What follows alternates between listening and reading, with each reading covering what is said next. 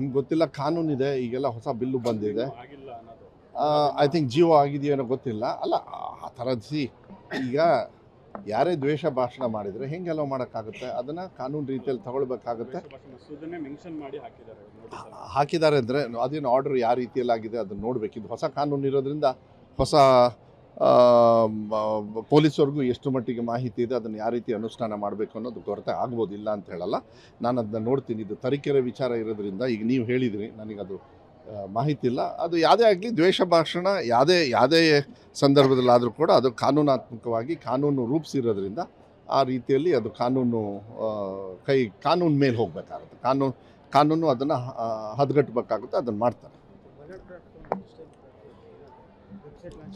ಅದು ಈಗ ಮಾಡ್ತಾ ಇದ್ವಿ. ಈಗ ವೆಬ್ಸೈಟು ಎಲ್ಲಿ ಲಾಂಚ್ ಮಾಡಿಸ್ತಾರೋ ಗೊತ್ತಿಲ್ಲ, ಪಕ್ಕದಲ್ಲಿ ಅಲ್ಲಿದೆಯಂತೆ. ಅನುಕೂಲ ಇದೆ. ಇಲ್ಲ, ಅದೇ ನಾನು ಹೇಳಿದ್ದಲ್ಲ, ಡಿಜಿಟಲ್ ಪ್ಲ್ಯಾಟ್ಫಾರ್ಮಲ್ಲಿ ಏನಾಗುತ್ತೆ, ಇವತ್ತೆಲ್ಲರೂ ಓಡಾಡಿ ಎಕ್ಸಿಬಿಷನ್ ಹೋಗಿ ನೋಡೋದಕ್ಕೆ ಹೋಗೋದಿಲ್ಲ. ಇಂಥದ್ದನ್ನೆಲ್ಲ ಸ್ವಲ್ಪ ಲೈವಲ್ಲಿ ಯಾವ ರೀತಿ ಅಂತ ಹೇಳಿದರೆ ಒಬ್ಬೊಬ್ರದ್ದು ಕೂಡ ಅವರ ಮಾಡ್ತಕ್ಕಂಥದ್ದು ಅದೇ ಒಂದು QR ಕೋಡ್ ಹೋಗಿಬಿಟ್ರೆ ಇದಕ್ಕೆ ಹೋಗ್ಬಿಡ್ಬೇಕು, ವೆಬ್ಸೈಟಿಗೆ. ಆ ವೆಬ್ಸೈಟಿಗೆ ಹೋದಕ್ಕೆ ಈಗ ಹಸೆ ಚಿತ್ತಾರ ಎಷ್ಟು ದಿವಸ ತೊಗೊಳ್ತಾರೆ. ಆಮೇಲೆ ಒಂದೊಂದು ಲೈನಿಗೂ ಒಂದೊಂದು ಸ್ಟೋರಿ ಇದೆ. ಅದು ಹಾಗೆ ಅಲ್ಲ, ಅದು ಏನೋ ಒಂದು ಅದಕ್ಕೆ ಮೀನಿಂಗ್ ಇರ್ತದೆ. ಅದನ್ನೆಲ್ಲ ವಿವರಣೆ ಮಾಡ್ತಕ್ಕಂಥ ಒಂದು ವ್ಯವಸ್ಥೆ ಆದಾಗ ಪರ್ಚೇಸರ್ಗೂ ಕೂಡ ಅದು ಆಕರ್ಷಣೆ ಆಗಬೇಕು. ಅದನ್ನು ಈ ವಿಚಾರಕ್ಕೆ ಹೀಗೆ ಆ ಕಾನ್ಫಿಡೆನ್ಸ್ ಕೊಡಬೇಕು. ಅವರು ಕೂಡ ಕಲೆಗೆ ಎಷ್ಟು ಕಷ್ಟ ಆಗುತ್ತೆ ಇದನ್ನು ಮಾಡೋದಕ್ಕೆ ಅಂಥೇಳಿ ಹೇಳಿದಾಗ ಅದಕ್ಕೆ ಆ ಗೌರವಧನ ಬರ್ತದೆ. ಆ ಗೌರವಧನ ಅಂದರೆ ಅದಕ್ಕೆ ವ್ಯಾಲ್ಯೂ ಬರ್ತದೆ.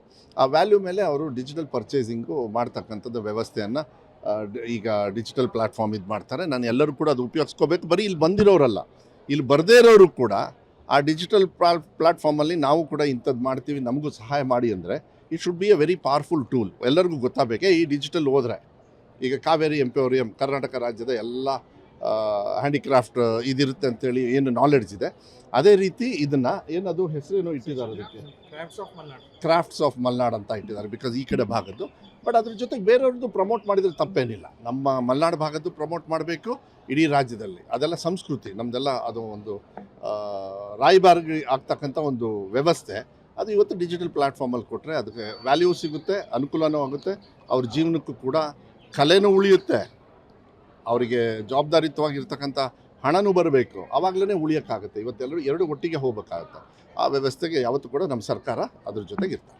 ನಿಮ್ಗೆ ಗೊತ್ತಿಲ್ಲ, ಕಾನೂನಿದೆ, ಈಗೆಲ್ಲ ಹೊಸ ಬಿಲ್ಲು ಬಂದಿದೆ. ಆಗಿಲ್ಲ ಅನ್ನೋದು ಐ ಥಿಂಕ್ ಜಿಯೋ ಆಗಿದೆಯೇನೋ ಗೊತ್ತಿಲ್ಲ. ಅಲ್ಲ, ಆ ಥರದ್ದು ಈಗ ಯಾರೇ ದ್ವೇಷ ಭಾಷಣ ಮಾಡಿದರೆ ಹೆಂಗೆ ಅಲೋ ಮಾಡೋಕ್ಕಾಗುತ್ತೆ? ಅದನ್ನು ಕಾನೂನು ರೀತಿಯಲ್ಲಿ ತಗೊಳ್ಬೇಕಾಗುತ್ತೆ.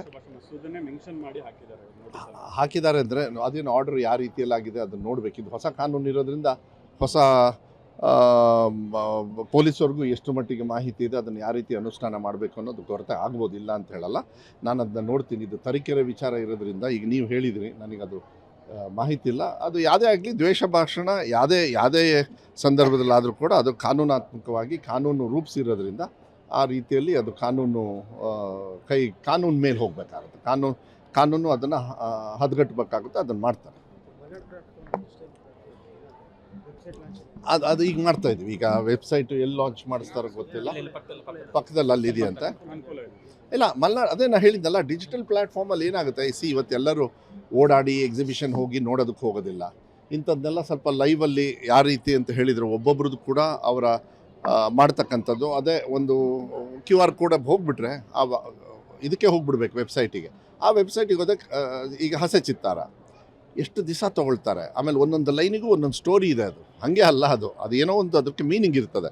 ಅದನ್ನೆಲ್ಲ ವಿವರಣೆ ಮಾಡ್ತಕ್ಕಂಥ ಒಂದು ವ್ಯವಸ್ಥೆ ಆದಾಗ ಪರ್ಚೇಸರ್ಗೂ ಕೂಡ ಅದು ಆಕರ್ಷಣೆ ಆಗಬೇಕು. ಅದನ್ನು ಈ ವಿಚಾರಕ್ಕೆ ಹೀಗೆ ಆ ಕಾನ್ಫಿಡೆನ್ಸ್ ಕೊಡಬೇಕು. ಅವರು ಕೂಡ ಕಲೆಗೆ ಎಷ್ಟು ಕಷ್ಟ ಆಗುತ್ತೆ ಇದನ್ನು ಮಾಡೋದಕ್ಕೆ ಅಂಥೇಳಿ ಹೇಳಿದಾಗ ಅದಕ್ಕೆ ಆ ಗೌರವಧನ ಬರ್ತದೆ. ಆ ಗೌರವಧನ ಅಂದರೆ ಅದಕ್ಕೆ ವ್ಯಾಲ್ಯೂ ಬರ್ತದೆ. ಆ ವ್ಯಾಲ್ಯೂ ಮೇಲೆ ಅವರು ಡಿಜಿಟಲ್ ಪರ್ಚೇಸಿಂಗು ಮಾಡ್ತಕ್ಕಂಥದ್ದು ವ್ಯವಸ್ಥೆಯನ್ನು ಈಗ ಡಿಜಿಟಲ್ ಪ್ಲ್ಯಾಟ್ಫಾರ್ಮ್ ಇದು ಮಾಡ್ತಾರೆ. ನಾನು ಎಲ್ಲರೂ ಕೂಡ ಅದು ಉಪಯೋಗಿಸ್ಕೋಬೇಕು. ಬರೀ ಇಲ್ಲಿ ಬಂದಿರೋರಲ್ಲ, ಇಲ್ಲಿ ಬರದೇ ಇರೋರು ಕೂಡ ಆ ಡಿಜಿಟಲ್ ಪ್ಲ್ಯಾಟ್ಫಾರ್ಮಲ್ಲಿ ನಾವು ಕೂಡ ಇಂಥದ್ದು ಮಾಡ್ತೀವಿ, ನಮಗೂ ಸಹಾಯ ಮಾಡಿ ಅಂದರೆ it should be A very powerful tool. ಎಲ್ಲರಿಗೂ ಗೊತ್ತಾಗಬೇಕೆ ಈ ಡಿಜಿಟಲ್ ಹೋದರೆ.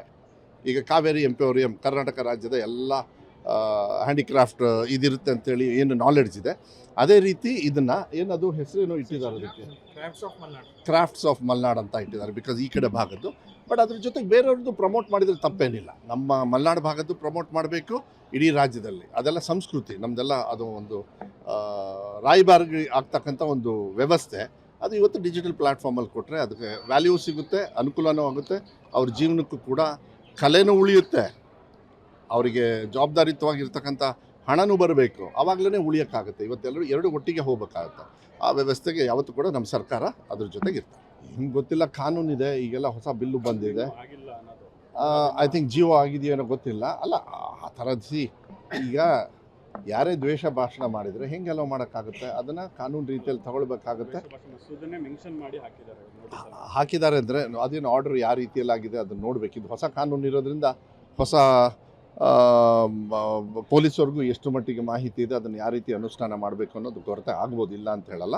ನಾನು ಅದನ್ನ ನೋಡ್ತೀನಿ. ಇದು ತರೀಕೆರೆ ವಿಚಾರ ಇರೋದ್ರಿಂದ ಈಗ ನೀವು ಹೇಳಿದ್ರಿ, ನನಗದು ಮಾಹಿತಿ ಇಲ್ಲ. ಅದು ಯಾವುದೇ ಆಗಲಿ, ದ್ವೇಷ ಭಾಷಣ ಯಾವುದೇ ಸಂದರ್ಭದಲ್ಲಾದರೂ ಕೂಡ ಅದು ಕಾನೂನಾತ್ಮಕವಾಗಿ ಕಾನೂನು ರೂಪಿಸಿರೋದ್ರಿಂದ ಆ ರೀತಿಯಲ್ಲಿ ಅದು ಕಾನೂನು ಮೇಲೆ ಹೋಗಬೇಕಾಗುತ್ತೆ. ಕಾನೂನು ಅದನ್ನು ಹದಗಟ್ಟಬೇಕಾಗುತ್ತೆ, ಅದನ್ನು ಮಾಡ್ತಾರೆ. ಅದು ಈಗ ಮಾಡ್ತಾ ಇದ್ವಿ. ಈಗ ವೆಬ್ಸೈಟ್ ಎಲ್ಲಿ ಲಾಂಚ್ ಮಾಡಿಸ್ತಾರೋ ಗೊತ್ತಿಲ್ಲ, ಪಕ್ಕದಲ್ಲಿ ಅಲ್ಲಿದೆಯಂತೆ. ಅನುಕೂಲ ಇದೆ. ಇಲ್ಲ, ಮಲ್ನಾಡ್ ಅದೇ ನಾನು ಹೇಳಿದ್ನಲ್ಲ, ಡಿಜಿಟಲ್ ಪ್ಲ್ಯಾಟ್ಫಾರ್ಮಲ್ಲಿ ಏನಾಗುತ್ತೆ, ಇವತ್ತೆಲ್ಲರೂ ಓಡಾಡಿ ಎಕ್ಸಿಬಿಷನ್ ಹೋಗಿ ನೋಡೋದಕ್ಕೆ ಹೋಗೋದಿಲ್ಲ. ಇಂಥದ್ದನ್ನೆಲ್ಲ ಸ್ವಲ್ಪ ಲೈವಲ್ಲಿ ಯಾವ ರೀತಿ ಅಂತ ಹೇಳಿದರೆ ಒಬ್ಬೊಬ್ರದ್ದು ಕೂಡ ಅವರ ಮಾಡ್ತಕ್ಕಂಥದ್ದು. ಅದೇ ಒಂದು QR ಕೋಡ್ ಹೋಗಿಬಿಟ್ರೆ ಇದಕ್ಕೆ ಹೋಗ್ಬಿಡ್ಬೇಕು, ವೆಬ್ಸೈಟಿಗೆ. ಆ ವೆಬ್ಸೈಟಿಗೆ ಹೋದಕ್ಕೆ ಈಗ ಹಸೆ ಚಿತ್ತಾರ ಎಷ್ಟು ದಿವಸ ತೊಗೊಳ್ತಾರೆ. ಆಮೇಲೆ ಒಂದೊಂದು ಲೈನಿಗೂ ಒಂದೊಂದು ಸ್ಟೋರಿ ಇದೆ. ಅದು ಹಾಗೆ ಅಲ್ಲ, ಅದು ಏನೋ ಒಂದು ಅದಕ್ಕೆ ಮೀನಿಂಗ್ ಇರ್ತದೆ. ಅದನ್ನೆಲ್ಲ ವಿವರಣೆ ಮಾಡ್ತಕ್ಕಂಥ ಒಂದು ವ್ಯವಸ್ಥೆ ಆದಾಗ ಪರ್ಚೇಸರ್ಗೂ ಕೂಡ ಅದು ಆಕರ್ಷಣೆ ಆಗಬೇಕು. ಅದನ್ನು ಈ ವಿಚಾರಕ್ಕೆ ಹೀಗೆ ಆ ಕಾನ್ಫಿಡೆನ್ಸ್ ಕೊಡಬೇಕು. ಅವರು ಕೂಡ ಕಲೆಗೆ ಎಷ್ಟು ಕಷ್ಟ ಆಗುತ್ತೆ ಇದನ್ನು ಮಾಡೋದಕ್ಕೆ ಅಂಥೇಳಿ ಹೇಳಿದಾಗ ಅದಕ್ಕೆ ಆ ಗೌರವಧನ ಬರ್ತದೆ. ಆ ಗೌರವಧನ ಅಂದರೆ ಅದಕ್ಕೆ ವ್ಯಾಲ್ಯೂ ಬರ್ತದೆ. ಆ ವ್ಯಾಲ್ಯೂ ಮೇಲೆ ಅವರು ಡಿಜಿಟಲ್ ಪರ್ಚೇಸಿಂಗು ಮಾಡ್ತಕ್ಕಂಥದ್ದು ವ್ಯವಸ್ಥೆಯನ್ನು ಈಗ ಡಿಜಿಟಲ್ ಪ್ಲ್ಯಾಟ್ಫಾರ್ಮ್ ಇದು ಮಾಡ್ತಾರೆ. ನಾನು ಎಲ್ಲರೂ ಕೂಡ ಅದು ಉಪಯೋಗಿಸ್ಕೋಬೇಕು. ಬರೀ ಇಲ್ಲಿ ಬಂದಿರೋರಲ್ಲ, ಇಲ್ಲಿ ಬರದೇ ಇರೋರು ಕೂಡ ಆ ಡಿಜಿಟಲ್ ಪ್ಲ್ಯಾಟ್ಫಾರ್ಮಲ್ಲಿ ನಾವು ಕೂಡ ಇಂಥದ್ದು ಮಾಡ್ತೀವಿ, ನಮಗೂ ಸಹಾಯ ಮಾಡಿ ಅಂದರೆ it should be A very powerful tool. ಎಲ್ಲರಿಗೂ ಗೊತ್ತಾಗಬೇಕೆ ಈ ಡಿಜಿಟಲ್ ಹೋದರೆ.